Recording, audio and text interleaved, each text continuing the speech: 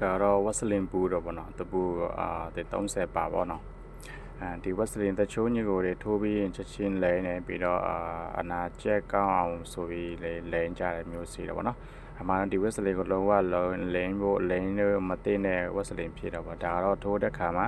ကျွန်တော်တို့ဒီလိန်ပေးရတာဗောနော်ကောက်ကြောင်ဆွဲရပဲဖြစ်ဆေးဖြစ်ရပဲဖြစ်ဗောနော်ပြီးတော့ထိုးပြီးတဲ့ခါမှာကျွန်တော်တို့လုံးဝမလိန်လို့မရဘူးဗျာနော်လဲရင်စီအနာ6တဲ့ခါမှာညီကိုတို့ဒီကောင်တော့လဲမဆိုရင်သူအနာကကြတယ်ဗျာနော်ပြီးတော့အနာတွေပေါက်တယ်ဗောနော်အဲ့လိုမျိုးတွေဖြစ်တယ်ဗောနော်စီတွေဝက်စလင်တွေကဆိုးတယ်နော်လုံးဝလိန်လို့မရဘူးနော်ဒါကတော့ထိုးတဲ့ခါမှာပဲတုံးပြူတယ်ဗောနော်ဆေးဝင်လို့ကောင်းရပြီးတော့ကျွန်တော်တို့စပယ်တဲ့ဆေးတွေကိုတောက်လို့ထော်လို့ဒီလွယ်ကူရအောင်ပဲအသုံးပြုကြတာဗောနော်ထိုးပြီးတဲ့နောက်ပိုင်းမှာလုံးဝမလိန်နဲ့ညီကိုတို့နော်ကျွန်တော်မှတပူ300ပါကျွန်တော်တပူကို30ပါရှိတယ်နော်